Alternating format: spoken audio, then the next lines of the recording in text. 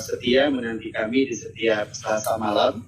Malam hari ini kita kedatangan tamu istimewa kita, luar biasa, seorang profesor dari Institut Teknologi Bandung yang akan berbagi pengetahuan dan pengalaman kepada kita, terutama terkait dengan mesin matematika, atau kalau sekilas saya melihat tadi lebih banyak bicara ke robotiknya di matematika dan fungsi matematika di sana. Saya perkenalkan pada malam hari ini tamu istimewa kita adalah Bapak Profesor Iwan Pranoto PhD. Bapak adalah guru besar matematika pada Fakultas Matematika dan Ilmu Pengetahuan Alam Institut Teknologi Bandung. Saat ini Bapak mengajar berbagai mata kuliah matematika untuk mahasiswa sarjana dan pasca sarjana di ITB. Pengalaman di bidang matematika Bapak mencakup lebih dari 20 tahun keahlian dalam bidang pendidikan matematika, menyebar dari tingkat dasar hingga universitas. Selain ilmu matematika, Bapak juga mengajar mata kuliah magister matematika untuk program guru di ITB. Bapak juga aktif sebagai konsultan dan pelatih pendidikan matematika di lembaga pemerintah dan non-pemerintah. Antara tahun 2009 dan 2012, Bapak aktif dalam pelatihan guru matematika Asia Tenggara melalui peningkatan kualitas guru dan tenaga kependidikan dalam matematika, atau kita kenal dengan KITEP in Matematik, di bawah organisasi Menteri Pendidikan Asia Tenggara atau yang lebih kita kenal dengan SIAMIU. Mulai awal tahun 2012 hingga 2014, Bapak mengetuai Pusat Inovasi dan Kebijakan Pendidikan Matematika dan Sains di Fakultas Matematika dan Ilmu Pengetahuan Alam ITB. Minat penelitiannya bervariasi dari matematika umum, geometri, dan pendidikan matematika. Di bidang manajemen perguruan tinggi dari tahun 2005 hingga 2014, Bapak menjabat sebagai auditor akademik. Bapak juga pernah menjadi atase pendidikan dan kebudayaan di New Delhi, India, dari pertengahan 2014 hingga awal 2018. Bapak bertanggung jawab untuk mengembangkan pendidikan dan kolaborasi budaya, baik Indonesia-India dan Indonesia-Bhutan. Bapak memperoleh gelar sarjana matematika dari ITB dan gelar PhD dalam matematika dari University of Toronto, Kanada. Wah, luar biasa nih Bapak. Terima kasih sekali lagi sudah bersedia untuk berbagi pengetahuan bersama kami, guru-guru matematika se-Indonesia. Rasanya terlalu banyak saya menghabiskan waktu jika saya terlalu banyak bicara, karena waktu yang lebih efektif itu biar Bapak saja nanti yang menjelaskan, berbagi pengetahuan kepada kami. Bapak, waktu dan tempat kami persilakan untuk pemaparannya. Terima kasih Bapak.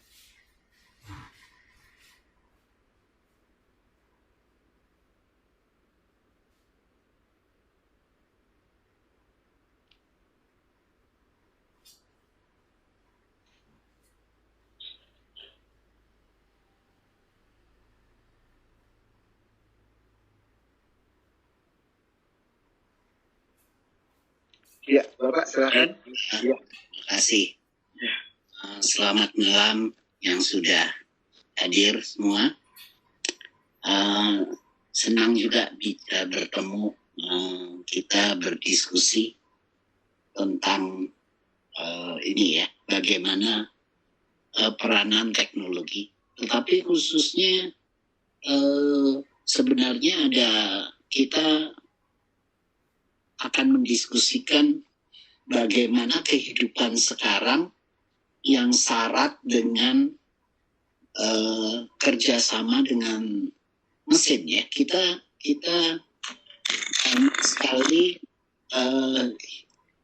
kegiatan kita, pekerjaan kita yang tergantung pada teknologi sekarang ya. Dan kita akan mendiskusikan itu ya. Saya akan mulai mengingatkan lagi ya, sebetulnya ada satu studi paling penting dari abad 20 ya, di penghujung akhir abad 20 ada sebuah studi yang dilakukan oleh Murnin dan Levy ya. Itu dua orang, yang satu seorang pakar dari MIT, yang satu dari Harvard. Jadi ini mereka berdua melakukan studi yang ingin menjawab keterampilan apa yang dibutuhkan di masa depan, gitu ya. Mereka melakukan studi itu dengan mempelajari bagaimana dari tahun 60-an ya sampai ke mana. Berdasar studi itu sebetulnya OECD dan PISA itu membuat ujiannya. Jadi dokumen ini menurut saya dokumen paling penting dari abad 20 ya, pendidikan abad 20. Nah, saya akan melanjutkan dari dokumen itu karena mereka berdua membuat dokumen baru yang judulnya itu Dancing with Robots ya. Jadi berdansa dengan robot, menari dengan robot, yang menunjukkan sebuah nuansa bahwa robot bukan hanya sekedar untuk mengerjakan hal-hal yang sifatnya kognitif ya. Jadi kemungkinan akan melakukan sesuatu hal-hal yang kemungkinan di luar yang kita anggap biasanya kognitif, yang melakukan artinya ada seni di sana ya, ada emosi ya. Itu jadi sebuah judul yang menurut saya cukup provokatif ya. Jadi saya akan mencoba melanjutkan itu. Saya ini ya sharing dahulu ya. Ya, silakan Bapak. Ya. Semoga sudah terlihat ya. Sudah terlihat Bapak. Sudah jelas. Oke. Nah, ini jadi saya akan melanjutkan. Judul ini gratis ya. Silakan dicari di Google dokumen ini. Menurut saya penting ya, karena ini yang menunjukkan, yang menggambarkan bagaimana kita di pendidikan harus merancang pembelajaran kita untuk masa depan. Ya, masa depan itu artinya sekarang ya, karena dengan adanya pandemi ini sebetulnya mempercepat kita ke masa depan ya. Jadi masa depan itu sekarang ya. Jadi ini yang kita ingin menjawab ya. Sebetulnya pendidikan itu harus membelajarkan keterampilan apa ya, dengan semakin banyaknya teknologi terlibat dalam kehidupan kita. Ya. Nyaris kita sangat tergantung hari ini dengan teknologi ya. Bangun tidur pun kita sudah langsung berkegiatan dengan teknologi ya. Kita memeriksa kalender kita hari ini kegiatannya apa, kita sudah langsung melihat teknologi. Lalu kita memeriksa komunikasi dengan teknologi. Jadi kita berdampingan dengan mesin itu sudah pasti ya. Jadi ini yang kita ingin tapi menjawab. Di matematika kita harus mengajarkannya matematika seperti apa gitu ya. Itu yang kita ingin jawab. Ini saya mulai dengan melihat ya. Misalnya kita mencuci piring ya. Kalau kita mencuci piring, ini kira-kira komponennya seperti ini. Pertama, kita mengangkat piring kotor itu dari meja ya. Setelah kita makan, kita mengangkat piring-piring kotor itu. Ini jadi dari kita setelah selesai makan ya. Jadi piring kotornya kita bawa. Kemudian apa yang dilakukan oleh kita? Lalu kita laburi dengan sabun ya. Piring kotor tadi kita sabuni gitu ya. Kita sabuni, lalu kemudian kita gosok permukaan piring tadi. Kemudian kita setelah selesai kita bilas dengan air. Kemudian kita keringkan. Dan setelah kering, lalu kita tumpuk. Kita tumpuk di lemari ya, piring-piring bersih itu. Pertanyaannya sekarang, dari rangkaian tugas ini, bagian mana yang dapat dikerjakan mesin? Bagian mana yang dapat dikerjakan oleh robot? Bagian mana yang dapat dikerjakan oleh komputer?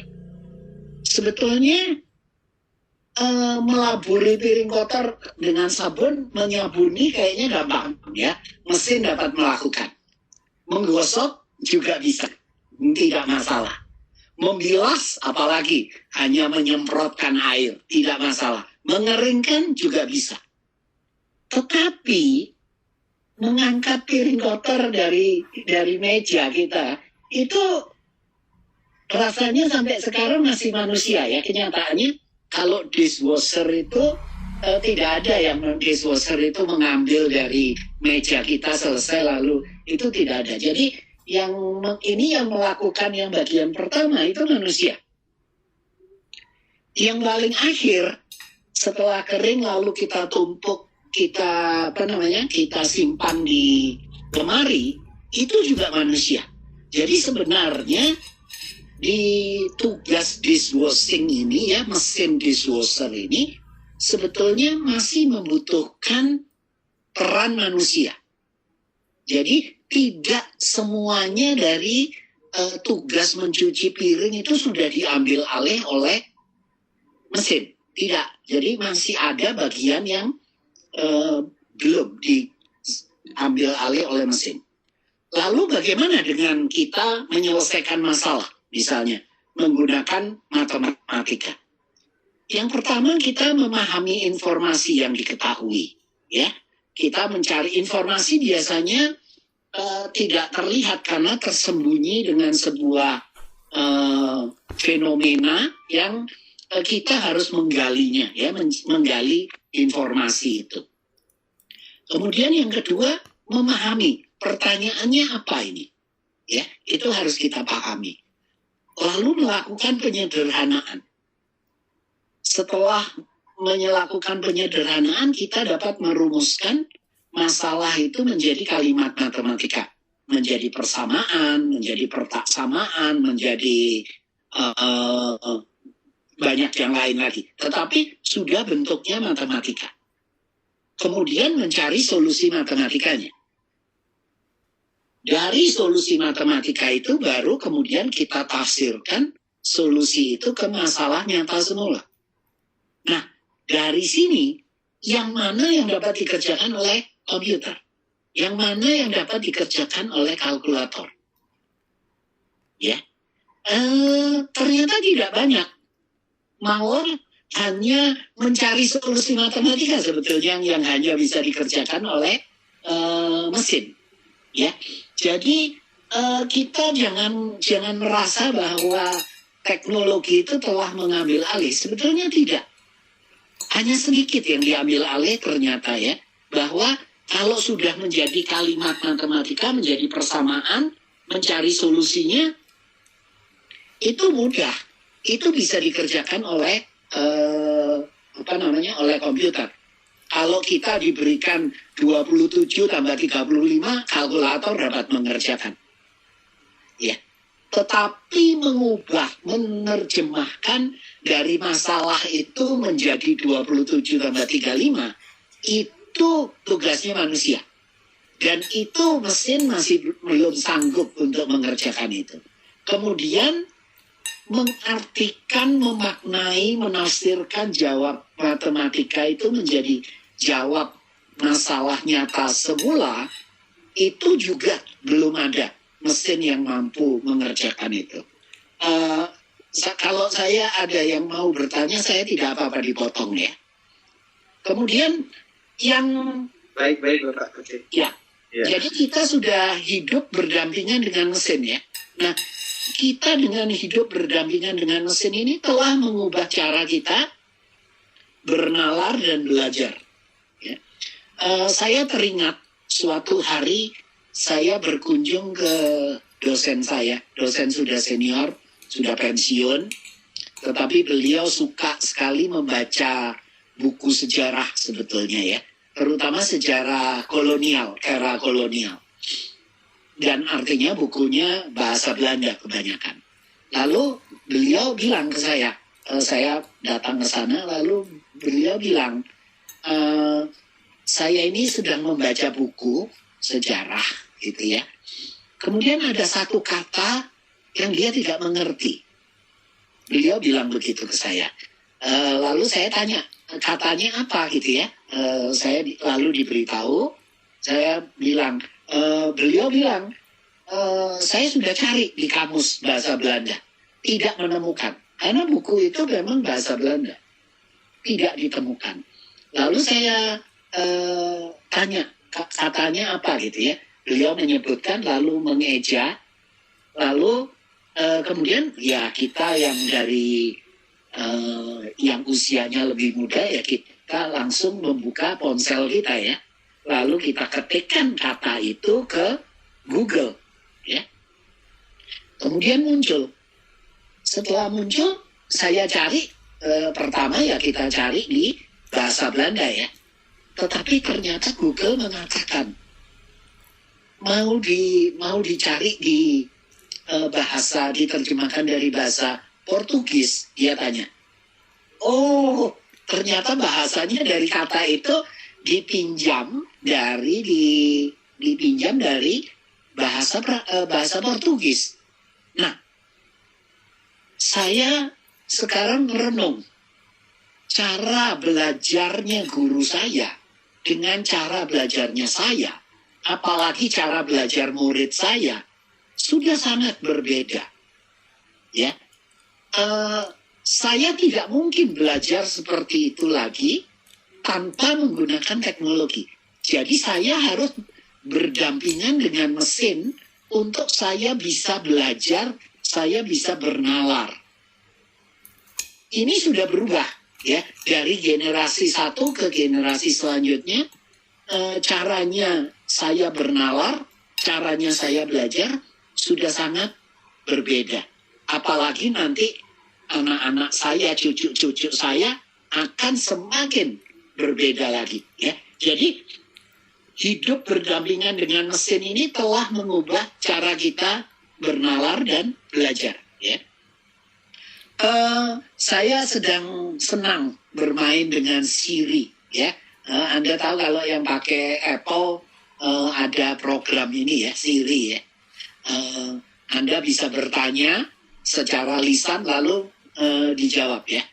Saya bertanya, ini tadi sore saya iseng saya bertanya, Siri, seberapa mungkin saya menemukan seekor singa di kota saya, gitu ya. Saya bertanya itu, nggak bisa menjawab dia ternyata, ya.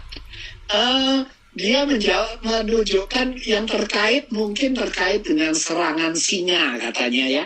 Kemudian tempat-tempat yang untuk mengunjungi, melihat singa katanya. Kemudian bagaimana dan lainnya yang tidak ada urusan dengan jawabnya pertanyaan saya. Tetapi Siri itu paham kata per kata. Mengerti dia, setiap kata dia mengerti. Tetapi kalau memaknainya, saya yakin anak usia 5 tahun lebih paham pertanyaan saya. Gitu ya. Paling-paling Siri ini kalau saya tanya yang lebih mendalam gitu pertanyaan ya. Itu paling menjawabnya, that's a good question. Katanya gitu ya. Dia hanya sampai di situ. Tetapi kita lihat di sini ya. Jadi kemampuannya Siri tadi sebetulnya tidak betul-betul berhasil menyamai kemampuan manusia. Ternyata tidak ya. Jadi memahami kata per kata itu mudah ya. Tetapi ternyata memaknai secara utuh kalimatnya, pertanyaannya, ternyata Siri gagal ya. Kalau Anda bisa coba ya tanya ke Google atau tanya ke Siri, tanya seekor anjing bisa melompati rumah tidak gitu ya. Seekor anjing bisa. Saya yakin anak usia 6 tahun bisa menjawab ya. Tapi Siri tidak dapat menjawab. Dia akan menunjukkan Anda pengen beli anjing gitu. Dia tanya gitu. Jadi bisa kebayang ya. Ternyata tidak sehebat itu. Yang kita idolakan komputer itu kemajuan teknologi ternyata tidak sehebat itu. Masih manusia masih banyak yang punya kemampuan yang masih belum diambil alih. Tapi sayangnya pendidikan kita tidak mengerti itu. Pendidikan kita masih mengajarkan kecakapan-kecakapan yang sebetulnya sudah diambil alih oleh komputer. Yang belum diambil alih justru tidak pernah diperhatikan. Ya, itu yang malam ini kita akan mendiskusikannya. Ya, mesin itu jadi ada dua ya, dengan keadaan peranan mesin sekarang ada di kehidupan kita. Mesin itu pertama menggantikan pekerjaan manusia. Misalnya yang contoh yang paling mudah, yang tadi ya, misalnya mencuci piring. Itu mesin sudah dapat menggantikan. Untuk penjaga portal tol, ya, gerbang tol, itu sudah dikerjakan oleh mesin. Yang membukakan portal, yang yang menerima pembayaran kita, itu semua sudah mesin. Yang menutup portal lagi itu mesin lagi. Jadi sebenarnya itu peranan mesin yang menggantikan pekerjaan manusia. Tetapi yang tadi saya berikan contoh, pada saat saya mau belajar tentang kata baru, saya mengeksplorasinya, atau seandainya saya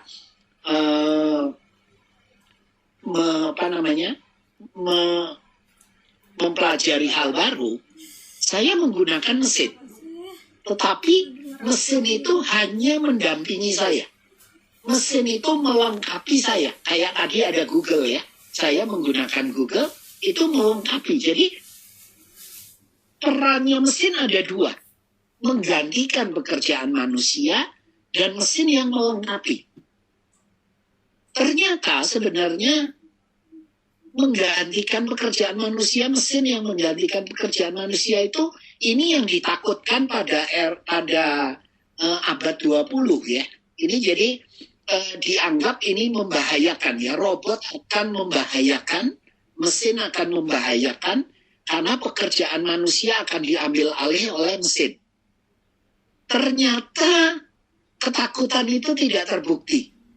Ternyata tidak banyak yang diambil alih ya. Yang diambil alih seperti penjaga portal tol itu tidak banyak yang seperti itu ya. Yang lebih banyak sebetulnya yang bawah ya, yang melengkapi atau meningkatkan pekerjaan manusia.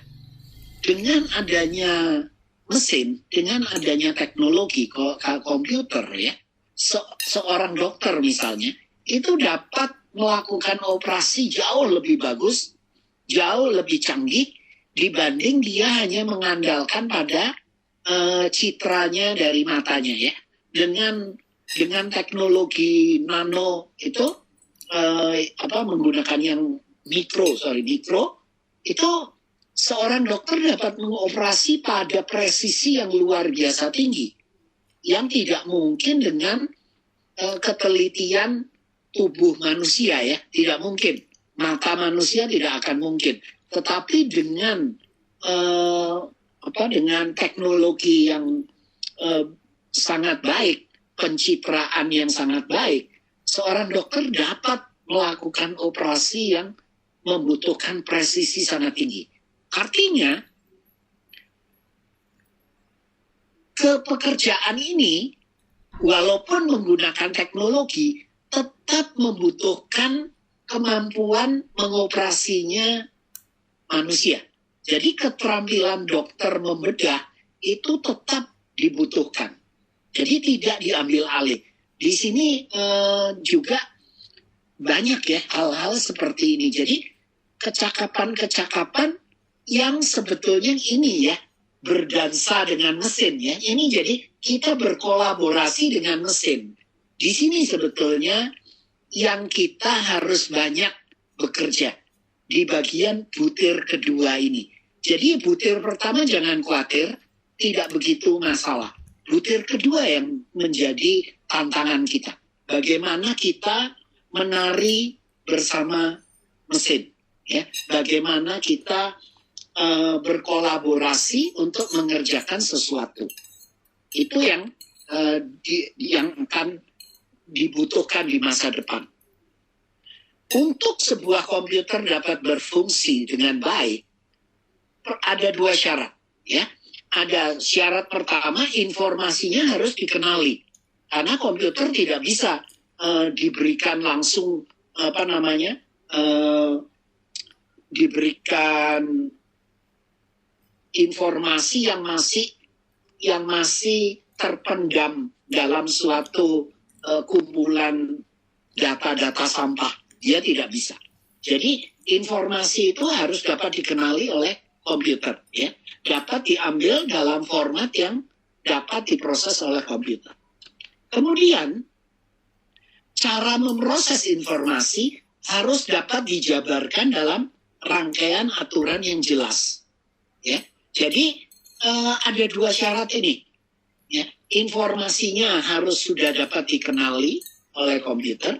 Yang kedua, cara memprosesnya harus sudah dapat dijabarkan dalam aturan yang jelas, ya.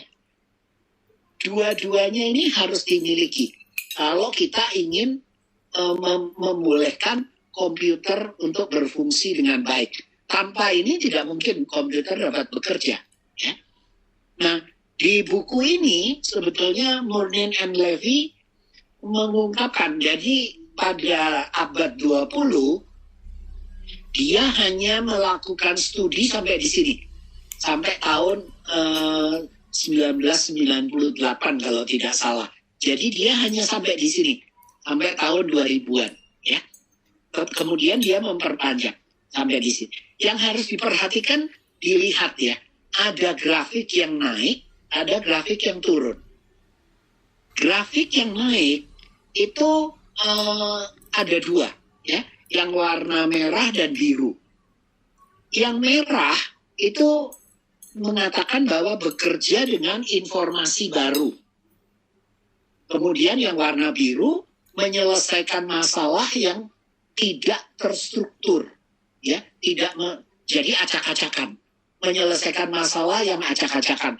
Mungkin untuk murid-murid kita mereka paham, seperti soal cerita gitu, ya, soal cerita yang itu tidak jelas masalah masalah matematikanya di mana. Itu ilustrasi apa yang namanya menyelesaikan masalah yang tidak terstruktur. Ternyata ini kebutuhannya, permintaannya meningkat. Tetapi ada juga 3 kecakapan, 3 keterampilan yang menurun. Terutama yang warna hijau dan warna oranye. Ya, yang warna hijau itu adalah pekerjaan yang paling menurun, ya. Yang paling menurun ini yang hijau.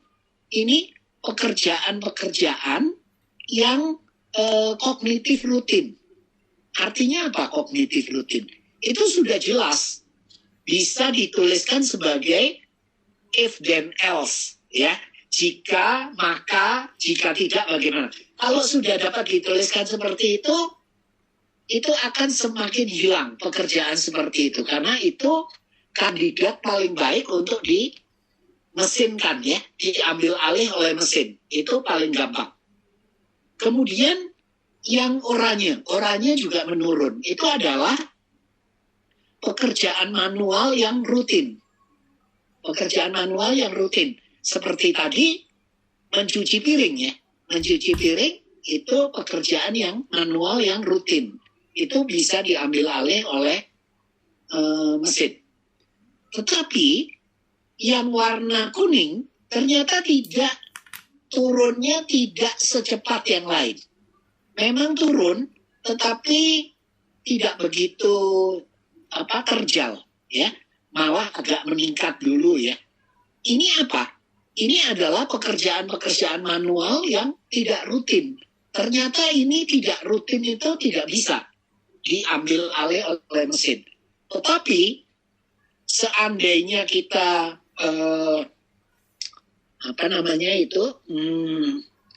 untuk mobil itu apa ya namanya ya? Untuk mobil yang di pabrik mobil, untuk yang merangkai mobil, assembling, merakit mobil itu sudah nyaris dikerjakan oleh mesin semua ya sekarang. Itu karena melakukan tugas-tugasnya rutin, ya, rutin, semua manual tapi rutin, ya. Jadi itu kandidat paling cepat untuk diambil alih oleh mesin. Nah, oleh karena itu kita pendidikan matematika khususnya harus memperhatikan yang meningkat ini, yang warna merah dan biru, ya. Yang warna oranye dan hijau bagaimana? Yang warna hijau ini mungkin contohnya adalah misalnya kalau kita menghitung akar persamaan kuadrat misalnya ya, itu rutin ya, rutin kognitif, tapi ya itu tinggal dimasukkan gitu selesai ya. Itu yang akan hilang ya, pekerjaan seperti itu akan hilang. Bukan artinya kita sebagai guru mengatakan itu tidak perlu ya, masih perlu. Tetapi kita harus sudah tahu bahwa di masa depan nantinya anak-anak kita akan memerintah, menginstruksi mesin untuk mengerjakannya. Ya, jadi ini tidak akan dilakukan oleh manusia. Tetapi manusia harus mengerti bagaimana mengerjakannya. Kalau kita tidak mengerti, kita tidak bisa memerintah mesin untuk mengerjakan. Ya, di sini tapi penting. Ini menghitung seperti itu untuk akurat dan cepat. Itu memang kelemahan manusia ya. Manusia itu paling jelek kalau dituntut untuk teliti, dituntut untuk bekerja cepat ya. Tidak, manusia itu justru tidak baik dalam pekerjaan seperti itu. Tapi mesin sebaliknya itu justru mengerjakan hal yang rutin berulang-ulang, bisa teliti ya, gitu ya. Tetapi manusia tidak. Kalau sudah sering, apalagi untuk saya gitu, bosen ya. Mengerjakan berapa kali bosan, terus ngantuk gitu. Oke. Hari ini jadi pekerjaan yang mengikuti petunjuk spesifik dan jelas itu akan semakin banyak diambil alih oleh komputer. Ya. Nah, ini jenis-jenis pekerjaan ini paradoksnya adalah pekerjaan-pekerjaan yang yang melibatkan matematika ya. Yang melibatkan matematika rutin itu kandidat paling baik untuk diambil alih oleh mesin.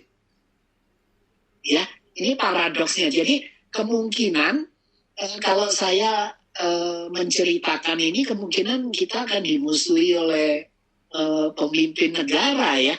Karena kalau kita sudah dapat menuliskan secara spesifik cara mengerjakannya, instruksinya jelas, sistematis, maka itu dapat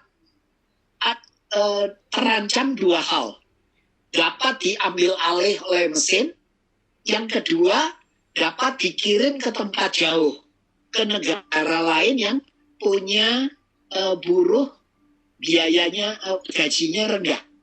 Ya, kalau buruh gajinya rendah ini kandidat. Jadi kalau saya punya perusahaan, kalau pekerjaannya dapat saya rumuskan cara menyelesaikannya dengan secara spesifik petunjuknya itu, saya bisa instruksikan ke negara lain. Ya, bisa dikerjakan oleh robot atau dikirim ke sebuah negara yang mungkin buruhnya murah. Jadi bisa dikerjakan di sana. Ini yang terjadi di Amerika Serikat ya. Jadi pekerjaan-pekerjaan itu makanya tidak ada di Amerika Serikat lagi. Ya. Nah, artinya sekali lagi, ini tidak mengatakan bahwa kita memusuhi pekerjaan-pekerjaan yang seperti ini ya. Karena yang dapat merumuskan petunjuknya tetap manusia. yang dapat menerjemahkan, merancang ini petunjuknya bagaimana mengerjakannya itu manusia. Jadi di sini ada pekerjaan baru lagi, ya, tidak masalah. Oke, Prof, kita buka sesi tanya atau mungkin Prof masih ada beberapa menit untuk kemudian kita buka sesi tanya ini bagaimana? Boleh. Saya matikan dulu ya kalau gitu. Ya, baik. Bapak dan Ibu sekalian, kita buka sesi tanya jawab dulu sekaligus seperti biasa kita punya 2 giveaway dan saya nanti akan membaca giveaway yang pertama dan saya akan membantu Prof untuk memberikan hadiah bagi yang cepat dan yang paling benar. Baik, kita buka sesi tanya jawab dulu. Untuk ini ada Pak Anton yang sudah memberikan emoticon tanya, tapi sebelumnya sudah duluan ada di kolom chat. Ini ada dari, semoga saya tidak salah ya, Bu Cintali Batistuta. Oke, Bu Cintali Batistuta. Semoga tidak salah panggil bapak ibunya. Baik, pertanyaannya Prof gini, tentang teknologi yang cukup pesat dalam memberikan inovasi-inovasi yang bersifat progresif tersebut, dikatakan bahwa teknologi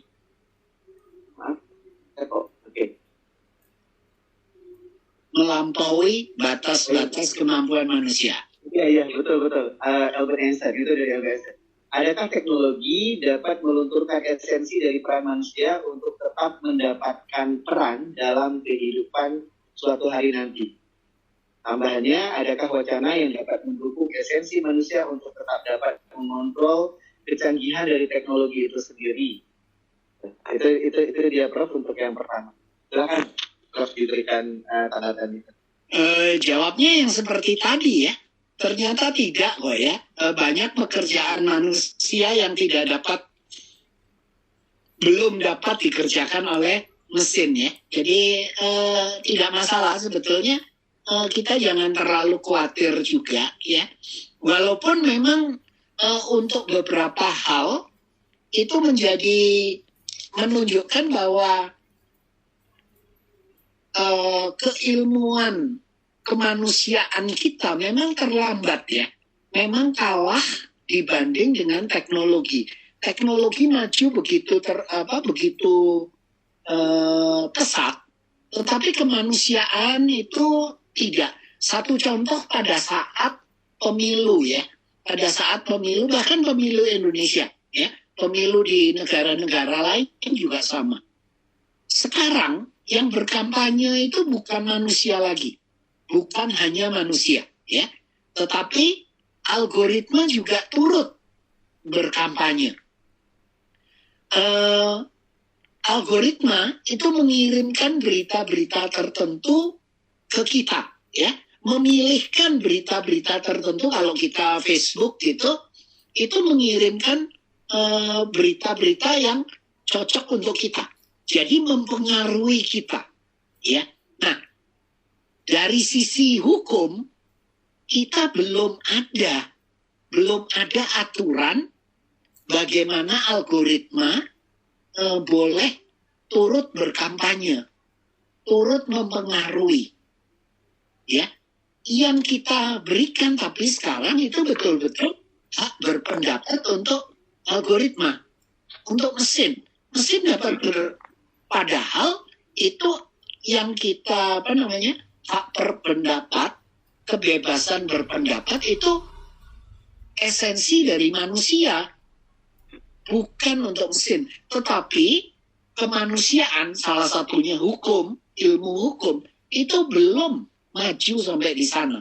Teknologinya sudah ke sana, tapi hukumnya belum sampai di sana. Jadi ini yang permasalahan kita ya. Jadi seperti timpang ya, teknologi maju begitu pesat tapi kemanusiaannya yang tidak cukup. Itu yang ke depan harusnya diseimbangkan ya. Itu Mas Hairudin. Ya, baik, terima kasih Prof. Ini juga bagaimana dengan guru sendiri nih Prof? Guru kan pekerjaannya rutin gitu. Ada nggak potensi akan tergerus oleh keberadaan teknologi, terutama bagaimana siswa memandang guru gitu? Karena kan siswa dengan mudah dapat mengakses teknologi, kemudian juga apakah peran guru akan bisa terganti suatu saat? Kalau melihat potensi itu, Prof, bagaimana? Menurut saya iya. Menurut saya akan terganti ya. Bahkan lebih baik ya. Atau setidaknya bukan mengganti sih, bukan mensubstitusi, tapi melengkapi. Oh, oke. Ya, melengkapi. Jadi misalnya begini. Sebelum era wabah ini, sebetulnya kalau kita saya mengajar di kelas, kalau ada murid saya tidak mengerti, dia bisa tanya, gitu ya. Oke, bisa tanya. Tetapi kalau masih belum mengerti, sepertinya dia sungkan kalau bertanya lagi ya, karena mengganggu kelas ya. Kelas yang lain, murid yang lain terganggu. Nah, tetapi dengan teknologi sekarang, ini seperti sekarang ini direkam, maka kalau tidak mengerti nanti rekamannya itu bisa diulang lagi. Dihentikan bagian mana yang tidak mengerti, dimundurkan lagi. Jadi, ini kemajuan yang tidak mungkin tanpa teknologi. Ya. Nah, kemudian nanti di masa depan dengan kecerdasan buatan untuk membantu kita sebagai guru, yang saya pikirkan ini seharusnya dia bisa mendeteksi kalau murid kita tidak mengerti ya. Misalnya membaca raut mukanya, ya. Kalau mengernyitkan dahi, oh dia artinya tidak mengerti dia. Sekarang kita sebagai guru tidak mungkin memperhatikan satu persatu murid kita kan. Apalagi kalau 200, 500. Tidak mungkin, mustahil. Tetapi dengan teknologi seperti itu, kita dengan mudah ya mendeteksi anak, lalu anak dapat, setiap murid dapat disediakan pembelajaran dengan kecepatan sesuai dengan dirinya. Yang mustahil dilakukan oleh seorang guru manusia.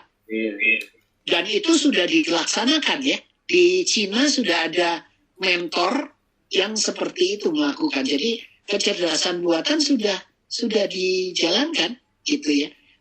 Dan kalau kita masih mengatakan anti teknologi, ya mustahil. Memang sudah saatnya Anda diganti mesin gitu ya.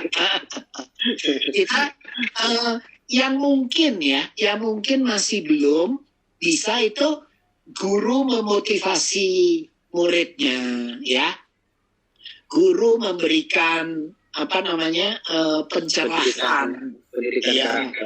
Guru memberikan inspirasi ya. Hal-hal seperti itu ya mungkin mesin kesulitan. Seperti tadi ya, Siri ditanya hal-hal yang mendalam, dia tidak bisa.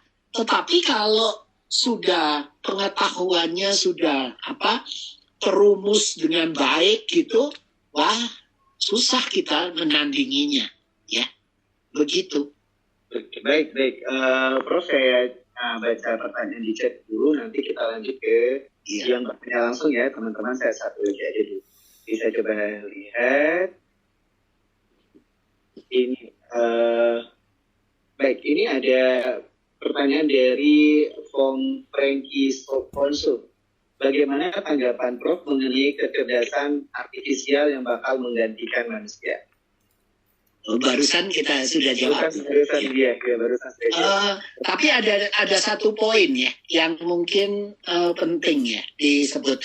Ada artificial intelligence dengan virtual reality ya.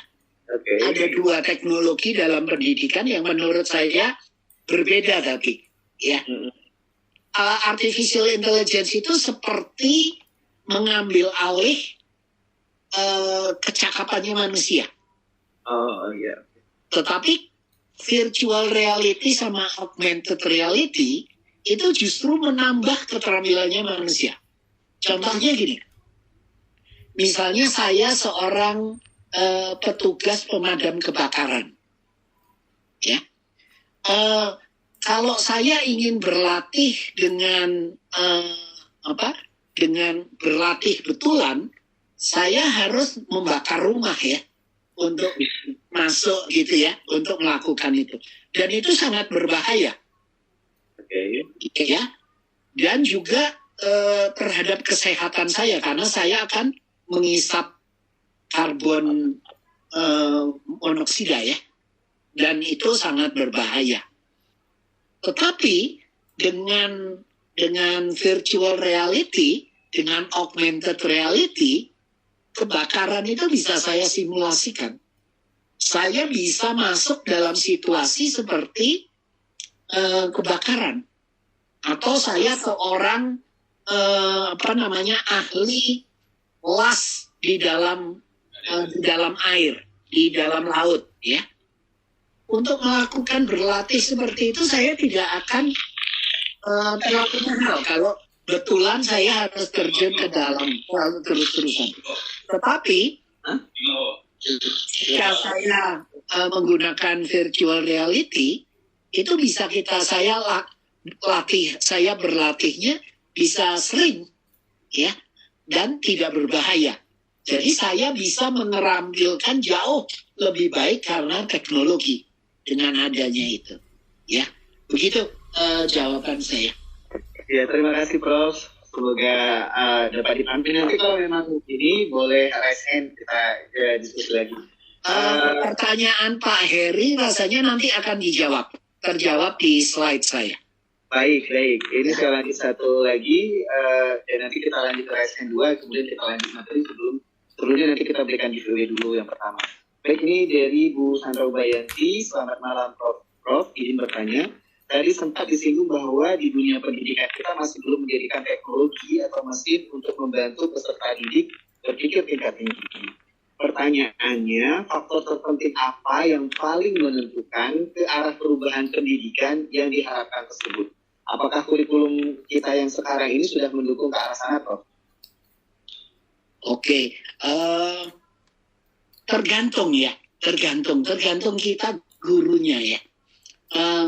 Kalau kita mengikuti kurikulum itu secara kaku, kemungkinan ya kita tidak dapat ya menuju ke sana, menuju ke berpikir bernalar secara mendalam, rasanya tidak bisa ya. Tetapi jika kita mampu ya menyelipkan kesempatan belajar bernalar itu melalui pembelajaran apapun ya, menurut saya justru mungkin. Jadi bagi saya sih sebetulnya tidak penting ya kurikulum itu.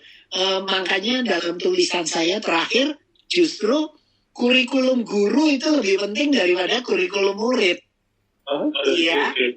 Kalau kurikulum gurunya waktu dia menyiapkan menjadi guru di LPTK, atau dia saat berlatih ikut pelatihan, dia kurikulumnya bagus di sana, ya tidak masalah kurikulumnya murid seperti apa. Tetapi justru kebalikannya sekarang ya, kita masih sibuk dengan kurikulum murid. Padahal yang paling penting adalah kurikulum guru. Ya, bukan paling penting sih, tapi sama pentingnya lah ya dibanding dengan kurikulum murid. Begitu jawab saya. Baik Prof.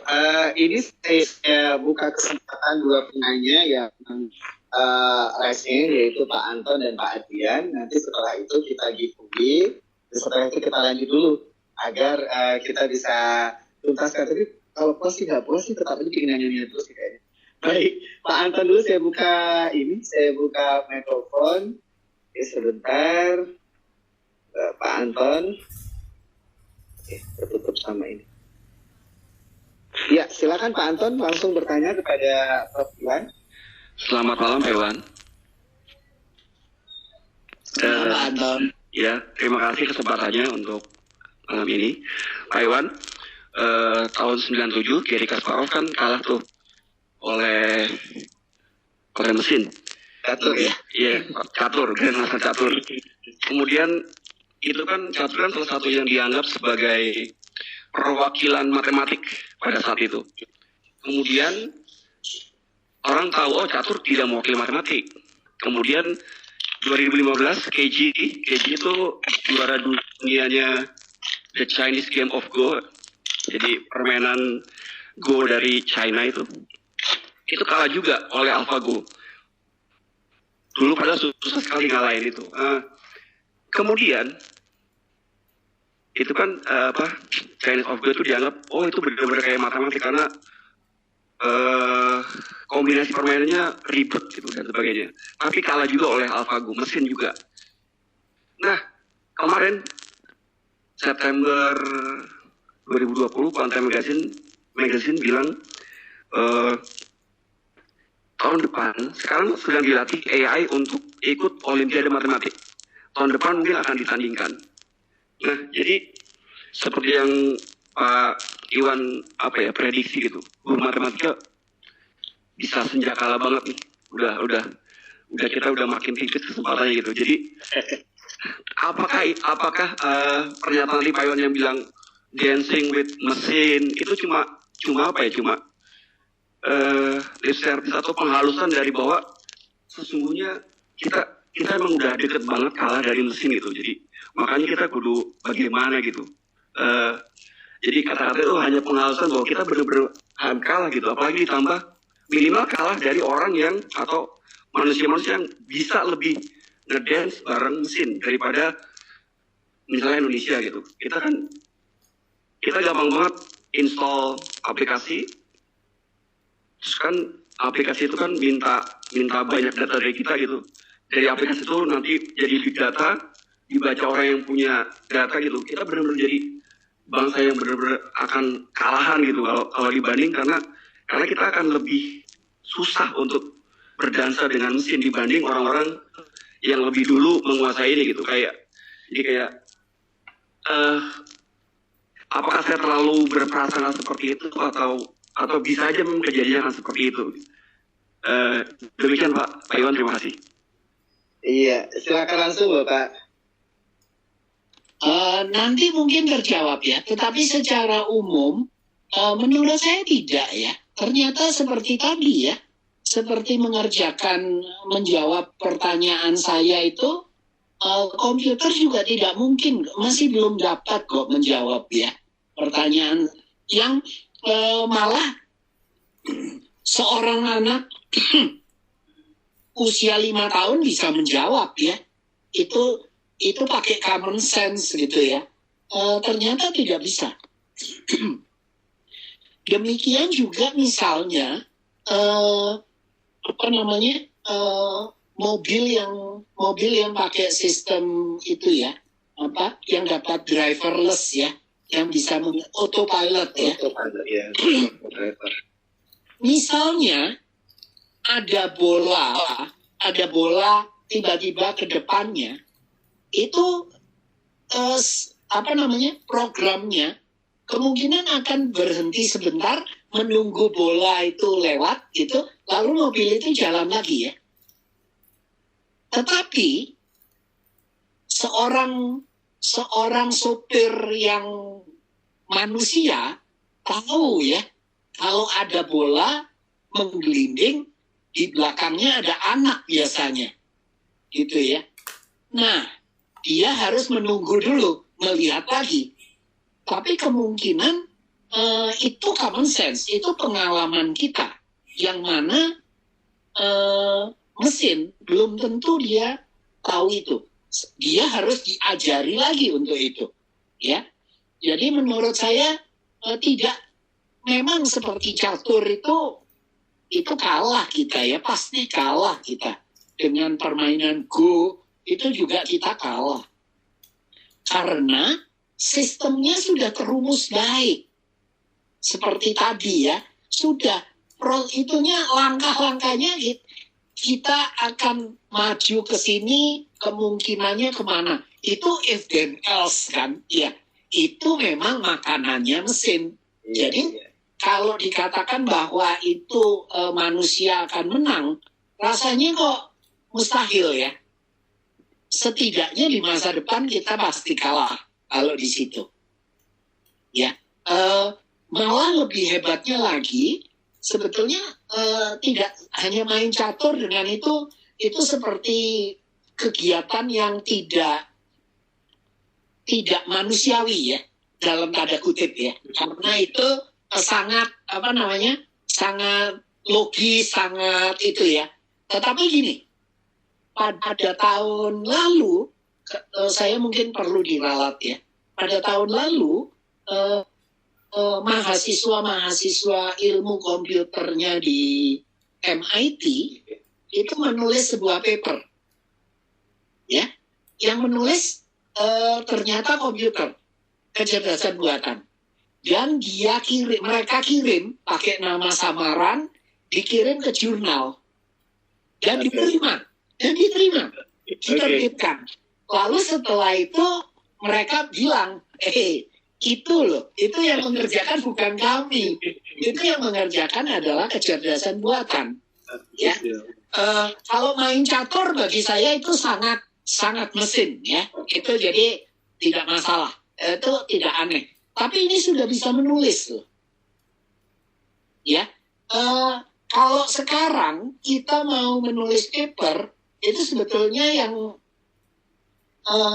yang menuliskan abstrak itu bisa artificial intelligence sudah. Yang menuliskan daftar pustaka itu sudah mesin.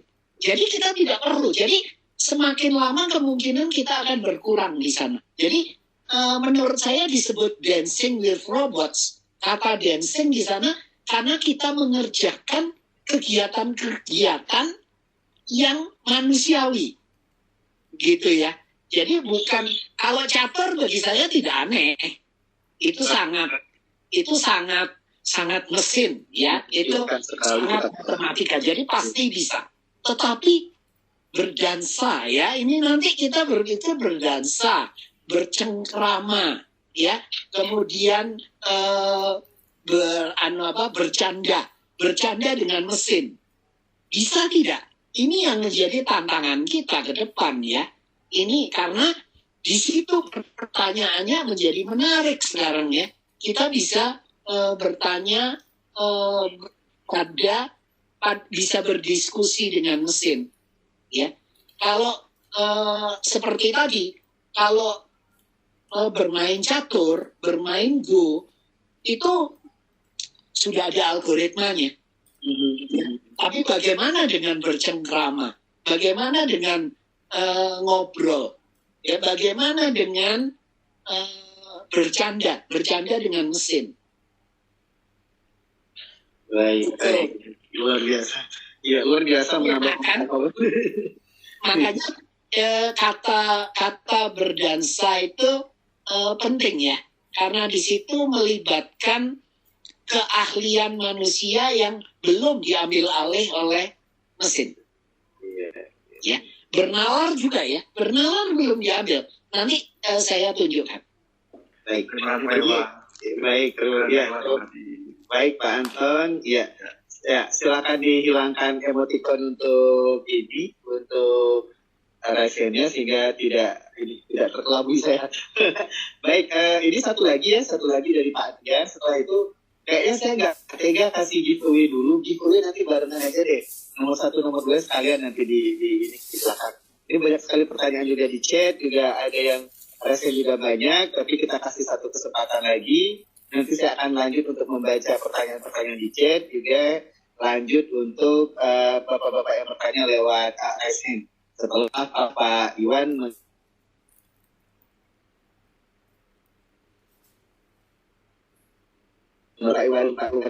melanjutkan, silakan Pak Adrian. Oke. Terima kasih Pak Hairudin atas kesempatannya. Selamat malam semua. Saya buka mikrofon. Banyak pertanyaan Pak, karena materinya memang sangat keren Pak, menarik Pak Hairudin. Pak Prof, selamat malam Pak Prof, bisa mendengarkan suara kami? Bisa, selamat malam Pak. Ya, nama saya Adrianus Enrico dari Palu Pak, dari SMA Negeri 5 Palu Pak, Sulawesi. Ya, baik. Sangat keren materinya. Ada 2 pertanyaan Pak Prof. Yang pertama, ini saya memintakan pendapat Pak Prof. Saya agak khawatir Pak dengan apalagi dalam periode robotisasi, society 4.4 apalagi menuju ke society 5.0, robotisasi pada pekerjaan-pekerjaan yang dilakukan manusia ini akan jelas akan memberikan dampak pengurangan tenaga kerja, dan banyak pekerja-pekerja yang mungkin akan diberikan jatah oleh perusahaan-perusahaan kelak nantinya, sekaligus membuat banyak yang menganggur Pak, dan ini bisa menimbulkan dampak sosial, gejolak sosial, chaos dalam masyarakat secara sosiologis. Itu yang pertama, bagaimana pandangan Prof mengenai hal ini, seberapa jauh misalnya dampaknya begitu. Yang kedua, karena manusia ada ciptaan Tuhan, jelas melebihi dari komputer atau robot, ciptaan manusia itu sendiri. Kalau manusia kan Prof, kita sama-sama tahu mempunyai IQ, intelligence quotient, ada EQ, emotional quotient. Emotional quotient sendiri nggak ada pada komputer robot, sehingga ciri khas manusiawi mencintai orang lain misalnya nggak bisa kita ajarkan kepada komputer atau kepada robot. Itu yang saya khawatir, nanti banyak pelajar kita akan terlalu fokus pada robotisasi ini, sehingga sense of humankind itu mulai hilang. Sense of humankind, rasa kemanusiaan akan menurun. Ini pandangan subjektif saya, Prof. Gimana tanggapan Prof ini? Terima kasih. Terima kasih, Pak. Mengatakan bahwa robot tidak akan menyamai manusia itu mungkin maaf, menurut saya terlalu takabur ya. Itu manusia yang menurut saya tidak boleh kita takabur, bahkan terhadap mesin ya. Kita tidak boleh, kita harus tetap menjadi makhluk yang bersahaja ya. Bahkan bukan saja pada binatang ya. Kita juga tidak mengatakan binatang itu lebih rendah dari kita ya. Kita maaf saya mengatakan itu karena kita sesama makhluk hidup harus itu ya. Dan saya harus tambahkan, bahkan kita tidak boleh merasa takabur dengan mesin ya. Mengatakan mesin tidak mungkin dapat menggantikan saya, belum tentu ya. Saya rasanya begitu sombong kalau mengatakan itu. Belum tahu masa depan seperti apa, kita tidak tahu ya. Kemungkinan bahwa nanti di masa depan badan-badan kita sebagian digantikan oleh mesin, walaupun tidak seluruhnya ya. Kemungkinan itu terjadi ya.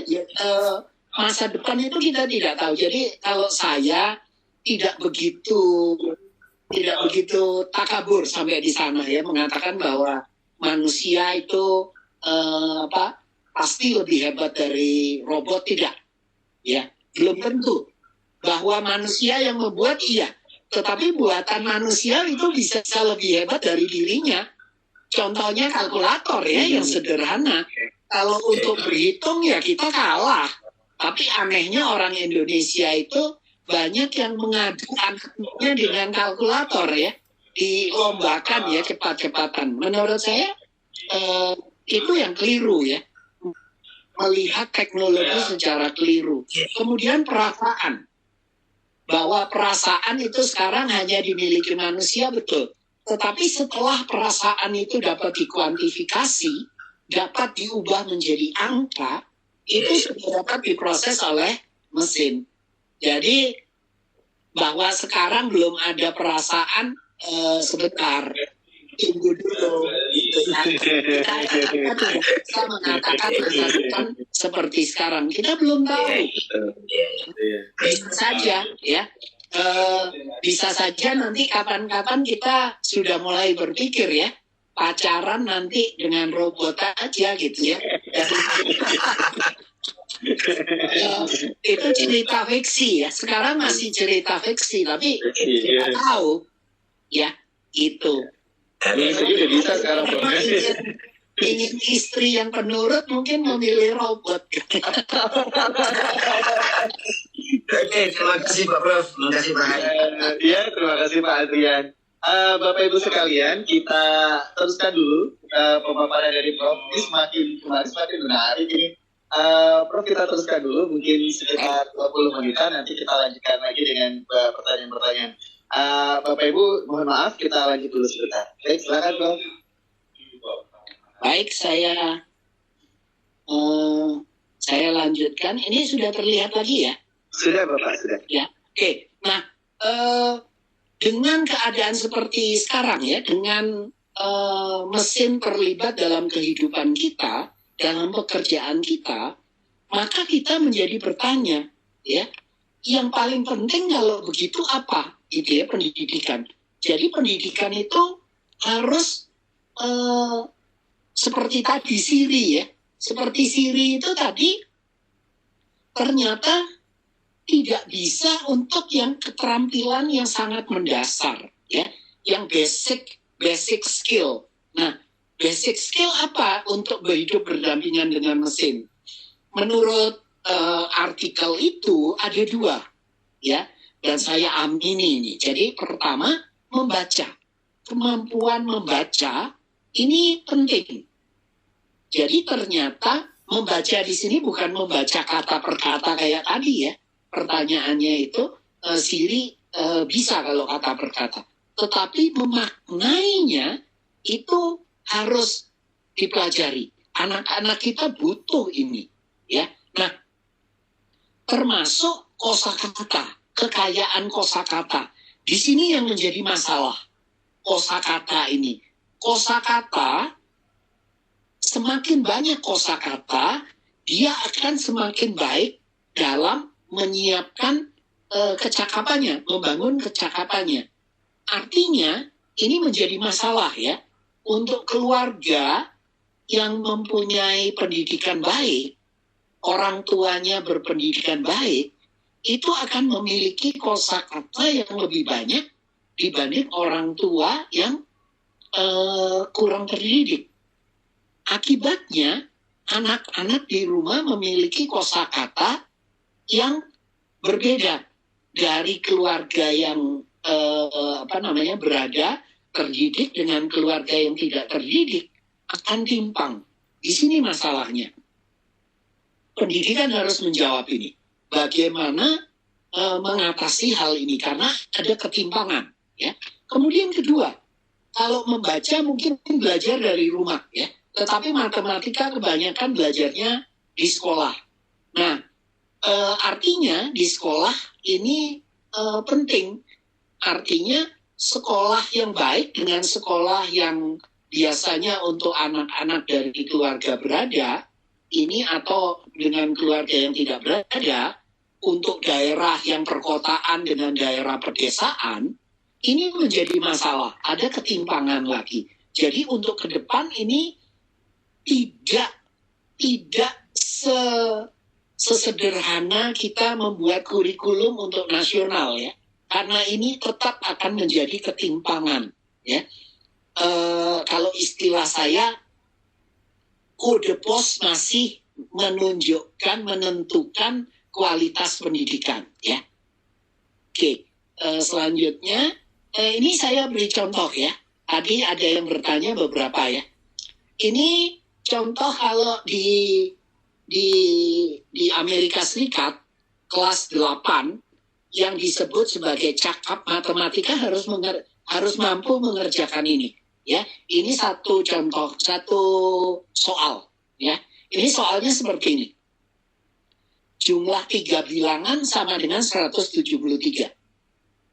Jika bilangan terkecil sama dengan 23, dapatkah bilangan terbesar sama dengan 62? Ya atau tidak? Jelaskan jawabmu. Sekarang pertanyaannya, kalau Anda punya kalkulator, bagaimana Anda mengerjakannya? Anda terbantu? Di mana Anda mau menggunakan teknologi? Setelah memodelkan baru bisa. Iya. Gitu ya. Jadi mau tidak mau kita mengatakan rasanya masih jauh sih. ya, untuk mengatakan, bukan saya takabur ya, ini mengatakan bahwa dalam hal ini manusia masih, kalau menghitungnya justru hebat ya, kayak tadi bermain catur, hebat. Tetapi kalau menafsirkan ini, menerjemahkan ini, rasanya ini yang manusia tadi ya, kemampuan tadi. Manusia yang masih tetap harus membawa piring kotor ke tempat cucian ya. Tetap harus manusia. Ya. Kemudian yang menyusun di lemari, menyimpan di lemari, piring bersihnya tetap harus manusia. Jadi ada hal-hal yang di sini kita lihat ternyata tidak, kita kalau mau berdansa dengan robot, kalau kita mau bernalar dengan mesin, kita harus tahu di mana peranan mesin yang tepat, di mana peranannya kita. Itu ya. Dalam hal ini, kalau kita bisa lihat misalnya 23, kita langsung mengatakan, oke, kalau gitu kemungkinan paling besarnya 23 ditambah 62 ditambah 62 ya. Itu bisa pakai kalkulator. Iya. Itu bisa pakai mesin. Kemudian setelah muncul hasilnya berapa itu? 23 tambahnya 124, 147 ya. Oke. Kalau 147 paling besar, jadi nggak mungkin sama dengan 173 ya. Iya. Dari situ kita akan menafsirkan jawabnya tidak, gitu ya. Dapatkah tidak? Tidak bisa, ya. Jelaskan jawabmu, itu sekali lagi kita akan berargumen di situ, menyampaikan argumennya. Kita lihat di sana, jadi sebenarnya dalam hal ini kita bisa menggunakan kalkulator atau kita menjawabnya. Bagaimana kita menggunakan mesin itu membantu kita dalam bernalar ya.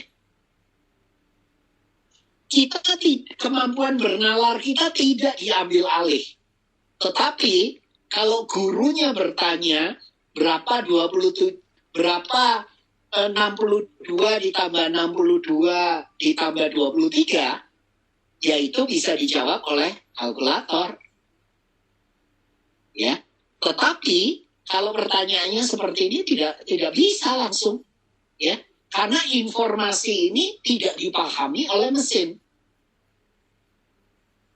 Misalnya, saya suka pakai contoh ini ya, kalkulator saya rusak, tombol 9 dan 5. Oke. Tombol 9 dan 5-nya rusak. Coba munculkan 95. Oke. Ya, di situ. Di situ banyak kemungkinan seorang anak belajar ya. Pertama, dia belajar tentang number sense ya, bagaimana memaknai bilangan. Kedua, yang lebih penting, caranya banyak gitu ya. Lalu kita bisa bilang, oke, sekarang tanda tambah tidak boleh dipakai, rusak juga.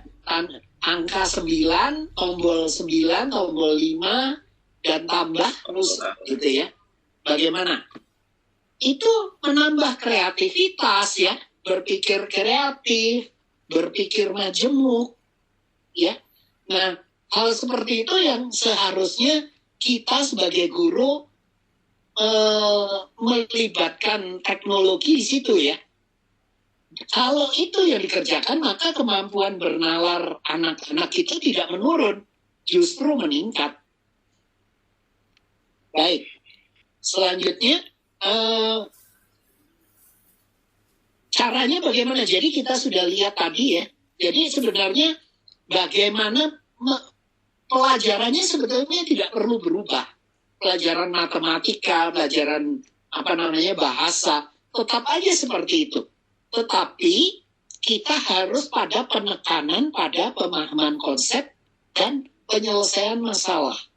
Karena itu dua hal yang akan dibutuhkan dalam kehidupan yang termesinkan ini. Ya. Sekarang ada 3 pekerjaan yang tidak tersentuh mesin atau belum tersentuh mesin. Ya. Dan ini yang seharusnya pendidikan memikirkan, membelajarkan ini. Ya. Pertama adalah menyelesaikan masalah yang tak terstruktur. Jadi masalah yang belum pernah dilihat sebelumnya, ya, masih acak-acakan masalahnya.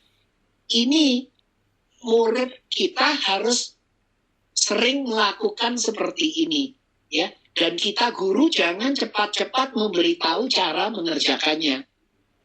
Ya, mereka harus mengalami kesulitan, harus mengalami kegagalan, kerepotan, ya, untuk sampai mereka mengalami aha, gitu ya. Itu jawabnya. Itu yang penting. Kemudian bekerja dengan informasi baru. Kemudian mengerjakan tugas-tugas manual yang tidak rutin.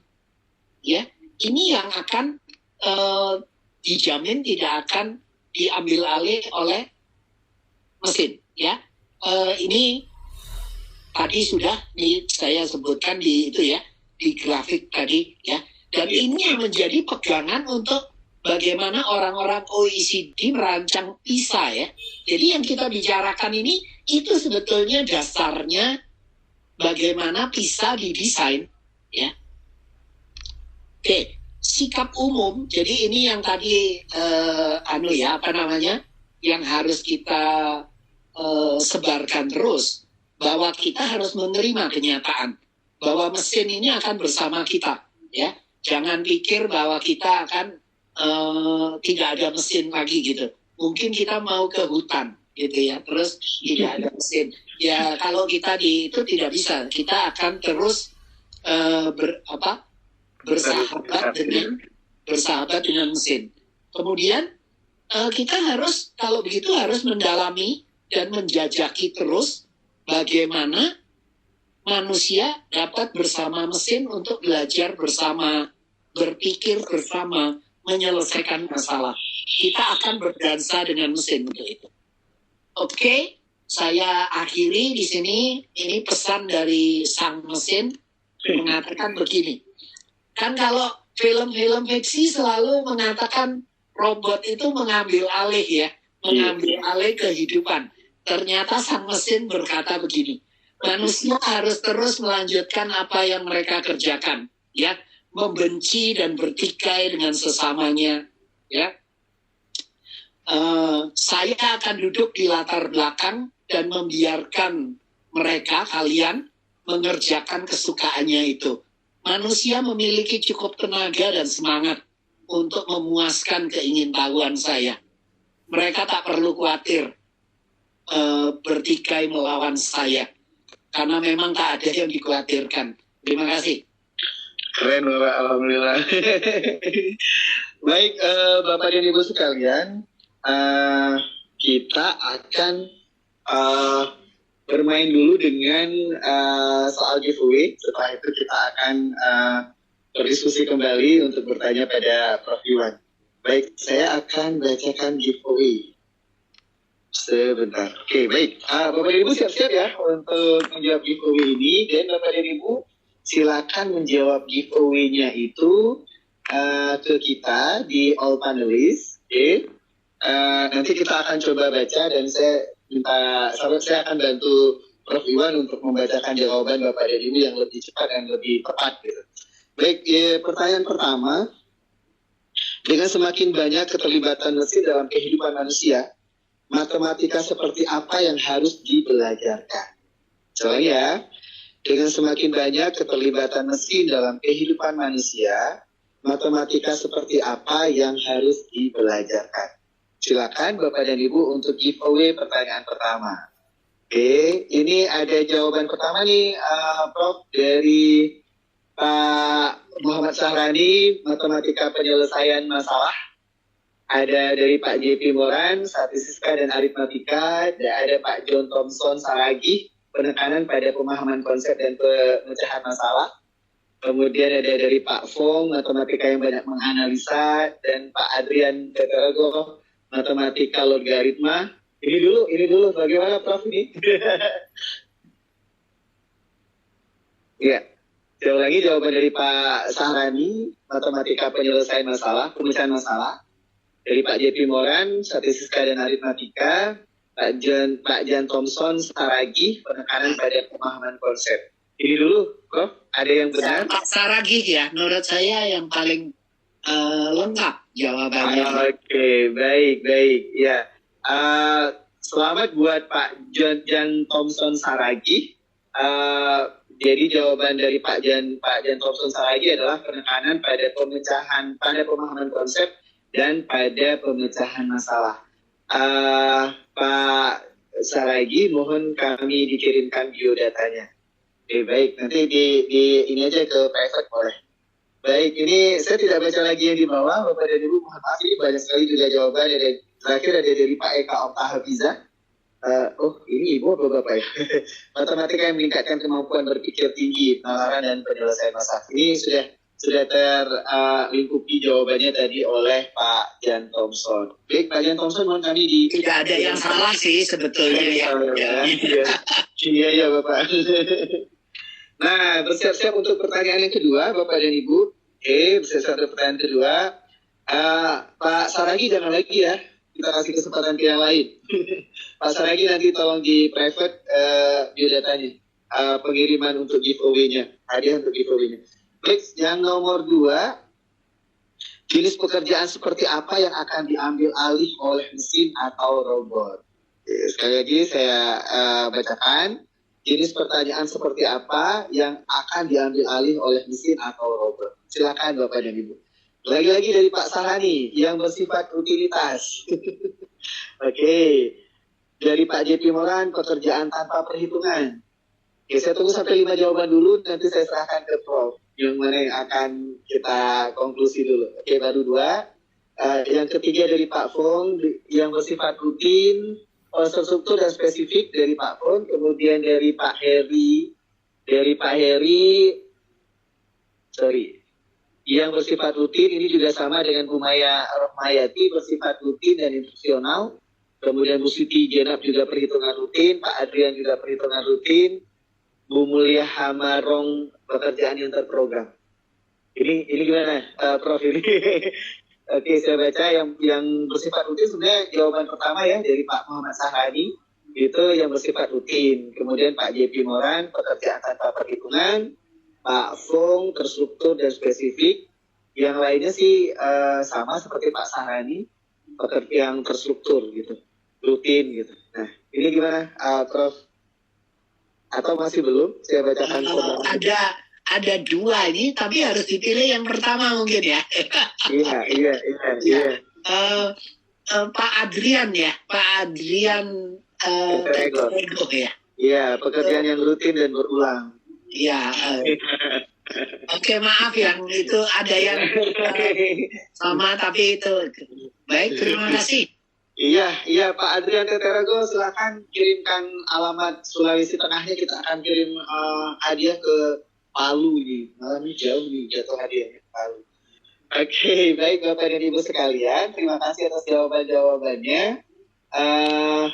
Oke, baik, ini mohon ditabulasi Pak Mufi dan teman-teman. Ini ada dari Pak Jan Thompson udah kirimkan alamat di all panelis. Kita tunggu satu lagi di Bapak Adrian.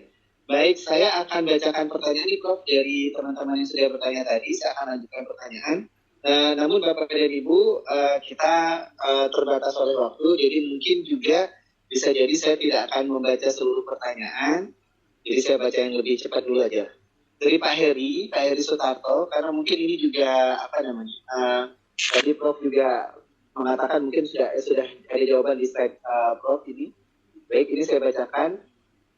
Dari Pak Heri, bagaimana agar pelajar kita tidak terjebak terlalu dalam terhadap matematika mesin, penggunaan photomatch, matchway, dan sebagainya menjadikan pelajar bergantung terhadap penggunaan teknologi tersebut.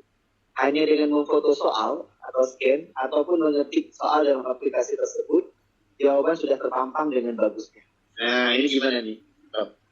Ya, itu tugasnya kita ya. Kalau gini, jadi kita membuat pertanyaan, mengajukan masalah di kelas, itu tidak boleh dapat dijawab oleh Google, tidak boleh dijawab oleh Wolfram Alpha ya. Alpha yang sering Ya, ada atau yang tadi software yang tadi. Kalau bisa dijawab ya salahnya kita. Ya, tetapi kalau soal yang tadi saya tunjukkan rasanya nggak bisa ya. Wolfram Alpha juga belum bisa ya mengerjakannya. harus eksplorasi yang mulai seperti itu. Iya, betul. Jadi gampang kok sebetulnya. Tidak susah juga untuk membuat menyiasatinya ya gitu. Tetapi memang berbeda ya. Cara kita bertanya sekarang itu berbeda dengan cara bertanya saat sebelum ada teknologi ya. Oke. Iya, gitu. Semoga menjawab. Oke, gitu ya Pak Heri. Kemudian Bu Cinta Batistuta tuh Bapak di sini juga. Seberapa yakinkah Profesor terhadap keseimbangan teknologi untuk manusia tersebut? Sementara peran pendidikan kita tertinggal ratusan tahun di belakang untuk menyeimbangi arus dari teknologi tersebut. Saya tidak begitu masalah ya sebetulnya dalam hal itu kita sama-sama ya dengan adanya wabah ini sebetulnya semua kedodoran kok ya pendidikannya. Jadi di dunia itu, tapi ya tergantung kita sekarang. Kita sekarang di garis awal yang sama semua ya sebetulnya.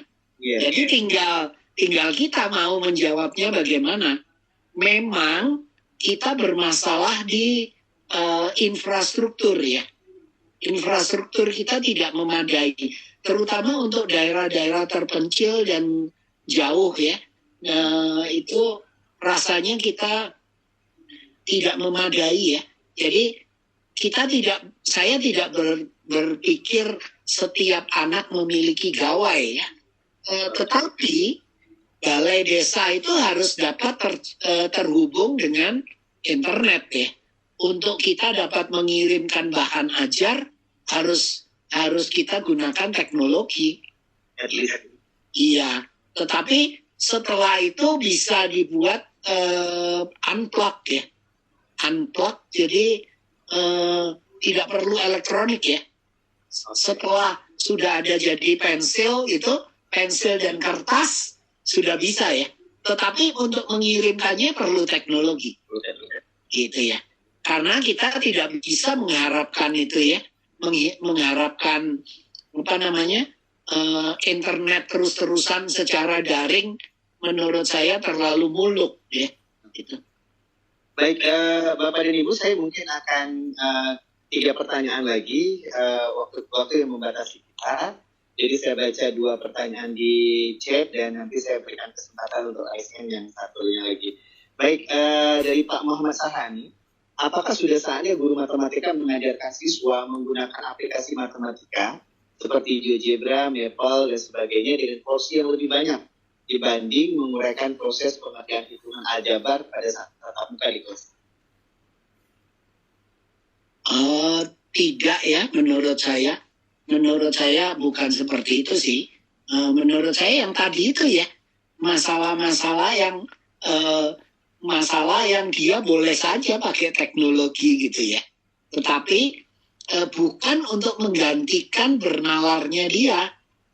Oke. Gini ya, sering ini pertama melihat bahwa kita ada satu pandangan mengatakan bahwa anak itu dengan adanya komputer, dengan adanya mesin membuat manusia jadi bodoh. Itu tidak boleh. Ya, jangan sampai kecakapannya manusia membuat manusia itu kecakapannya menurun dengan adanya mesin. Justru dengan adanya mesin manusia bisa meningkat kecakapannya. Dan memiliki kecakapan baru. Kecakapannya baru, betul. Yang tidak ada sebelumnya, gitu ya. Yang tadinya tidak penting. Ingat, sebelum ada Google, kita kalau mau cari pengetahuan tertentu, kita harus ke perpustakaan. Kalau ada yang setua saya pasti tahu bagaimana sulitnya ya. Pakai katalog ya, pakai kartu. Sulit itu carinya. Tetapi sekarang kita tidak perlu ke perpustakaan. cukup di ponsel kita ya, 24 jam ya, kita langsung bisa cari. Jadi ada kecakapan baru dengan adanya teknologi itu tidak mengurangi kecakapan saya. Memang ada kecakapan saya yang sudah menjadi kedaluarsa. Ya. Nah, salahnya pendidikan kalau itu tidak dimutakhirkan. Ya, kecakapan itu harus dimutakhirkan dengan melihat kecakapan-kecakapan baru. Ya. Begitu Pak Khairuddin. Iya, Pak. Ini satu pertanyaan lagi yang saya baca dari kolom chat. Mohon maaf yang lain Bapak dan Ibu. Bagaimana pandangan Bapak dengan exoskeleton prototipe rangka mesin yang dikendalikan oleh gelombang saraf, termasuk artificial intelligence kah? Gimana tuh? Aduh, bisa diulang? Maaf, saya nggak dengar. Iya, ini saya juga baru tahu. Bagaimana pandangan Bapak dengan exoskeleton prototipe rangka mesin yang dikendalikan oleh gelombang saraf, termasuk AI kah? Wah, nggak tahu ya. Iya sih.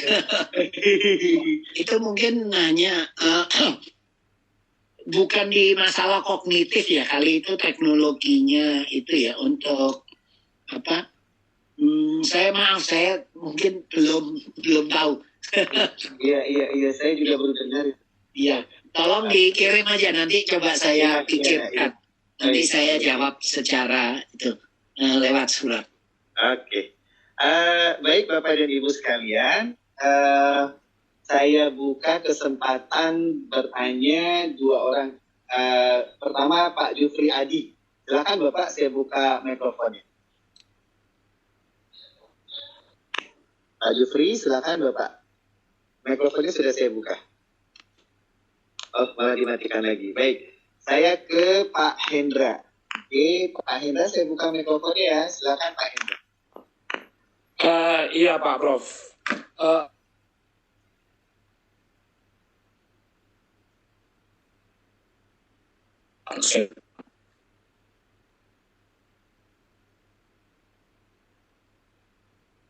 Itu bentuknya fungsional, sementara Jepang sebaliknya menganggap robot justru akan membuat peradaban manusia menjadi super sejahtera. Makanya robot-robot dari Jepang itu biasanya bentuknya seperti human. Bagaimana pandangan Bapak terhadap hal tersebut? Terima kasih. Ya, langsung aja Prof. Kalau saya pribadi sih keduanya bagus ya. Biarkan aja mereka masing-masing mengembangkan versinya, yang satu berbentuk manusia gitu, hominid gitu, yang satu tidak. Ya, kita bisa belajar dari keduanya. Kita bisa menggabungkan. Iya. Tidak masalah. Kita tidak perlu fanatik memilih salah satu. Kita bisa belajar dari keduanya. Demikian mudah-mudahan menjawab. Justru menguntungkan. Justru menguntungkan kita. Terima kasih Pak Hendra pertanyaannya. Saya lanjut. Bu, saya buka mikrofon bagi Bu Siti Malika. Silakan Ibu.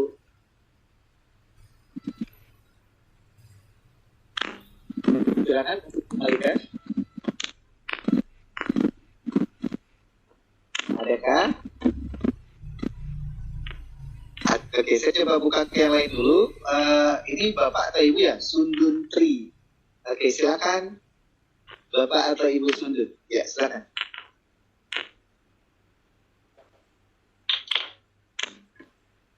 Halo, Ibu. Ibu Sundun atau Bapak, silakan bertanya. Saya sudah buka mikrofon. Halo. Oke, sepertinya terkendala jaringan atau terkendala voice-nya. Saya coba kembali ke Pak Jufri Adi. Silakan Pak Jufri Adi.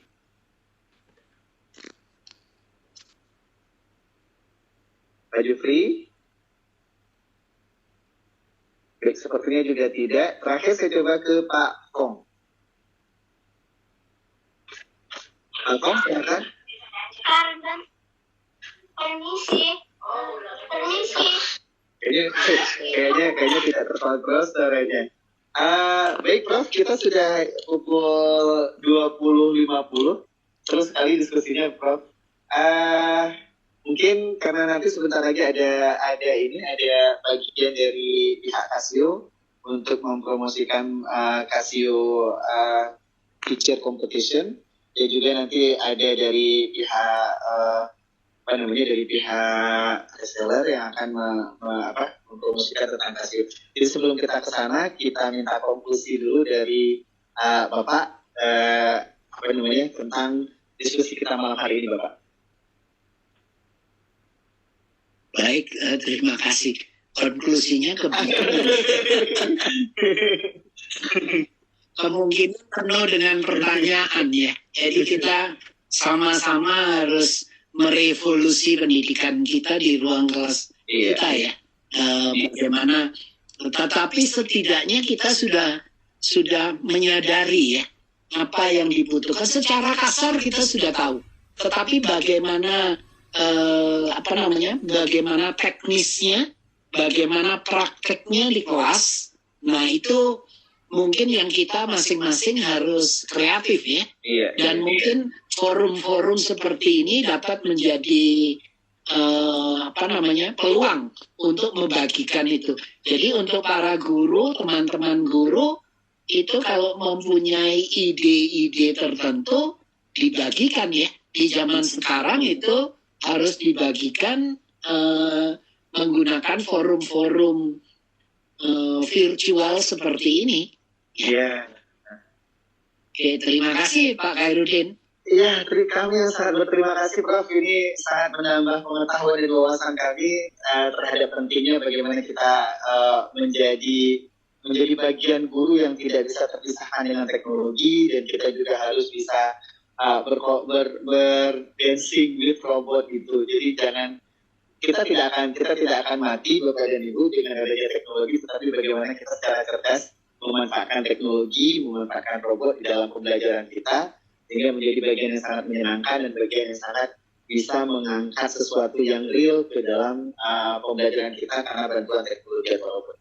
Terima kasih Prof. Iwan, ini luar biasa bagi kami.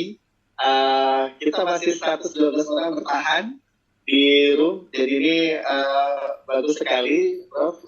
Teman-teman masih betah ini. Semoga ke depan kita masih bisa berdiskusi lagi.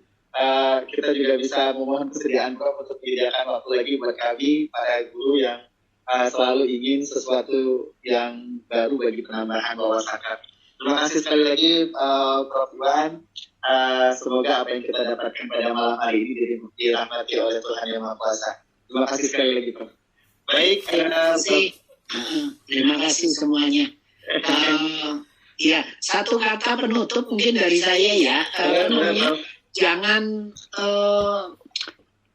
pada tahun 60-an itu selalu kita ketakutan ya. Pada tahun 60-an itu sudah ketakutan dengan adanya komputer ya. Dengan adanya ini takut ya bahwa banyak pekerjaan yang diambil alih gitu ya. Ternyata tidak terbukti kok ya. Tidak terbukti yang penurunan pengangguran tidak semakin banyak kok gitu ya. Malah lapangan pekerjaan banyak yang baru ya. Seperti pilot drone. Itu kan tidak ada dulu. Sekarang ada. Ya. Oke, jadi jangan khawatir. Oke. Terima kasih sekali lagi Prof. Iwan Pranoto, dan kita beri aplaus untuk Prof. Iwan. Baik, Bapak dan Ibu sekalian, sebelum menutup kegiatan kita, saya persilakan Bu Lisa mungkin ya, Bu Lisa untuk memaparkan tentang Casio kompetisi Casio Teacher